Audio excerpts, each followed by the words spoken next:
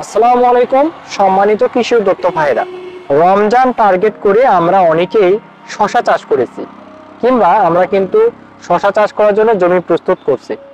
শশা চাষের যে সবচেয়ে ভয়ানক যে রোগ, যে ভয়ানক যে ছত্রাক, এটি হচ্ছে শশার ডাউনি মিল্ডিউ রোগ।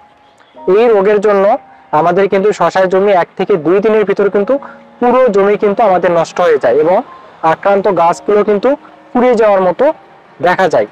এই শশার ডাউনি মিল্ডিউ রোগের জন্য আমাদের যে কাজ, যে করণীয়, আমরা কিভাবে এই রোগটি আমরা দমন করব, এই বিষয়টা যদি আপনাদের সামনে আজকে আমি বলতে চাই, তাহলে আমাদেরকে সবসময় জমিতে পরিদর্শন করতে হবে।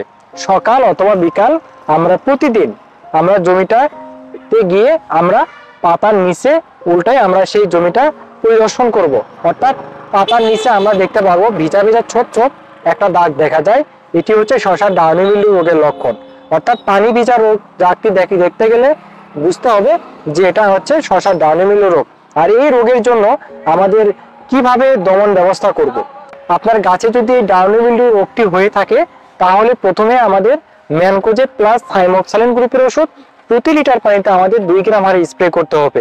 অথবা আমরা যদি কপার অক্সিক্লোরাইড প্লাস ডাইমেথমব গ্রুপের ওষুধ যদি আমরা প্রতি লিটার পানিতে 2 গ্রাম হারে স্প্রে করি, তাহলে আক্রান্ত গাছটি কিন্তু দ্রুত সুস্থ হয়ে উঠবে।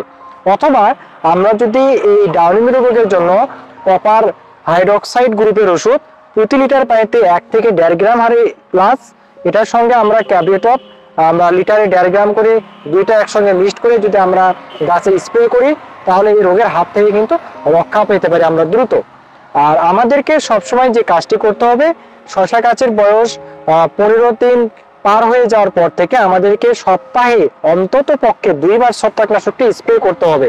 আমরা যদি প্রথম স্প্রে যদি আমরা ম্যানকোজেব প্লাস থাইমোক্সালিন গ্রুপের ওষুধ লিটারে 1.5 গ্রাম করে স্প্রে করি, আবার 3 থেকে 4 দিন পর আমরা কপার লিটারে 1.5 থেকে 2 গ্রাম হারে আমরা স্প্রে করব, তাহলে দেখা যাবে যে এই শশার ডাউনি মিল্ডিউ রোগ থেকে আপনি রক্ষা পাবেন। আর ছত্রাকটি না আসার জন্য আমাদের যে কাজটা করতে হবে সেটি হচ্ছে প্রতি সপ্তাহে যদি আমরা 2 দিন করে ছত্রাক স্প্রে করি, তাহলে ইনশাল্লাহ আশা করি এই রোগটি আপনার জমিতে আক্রমণ কখনোই করবে না।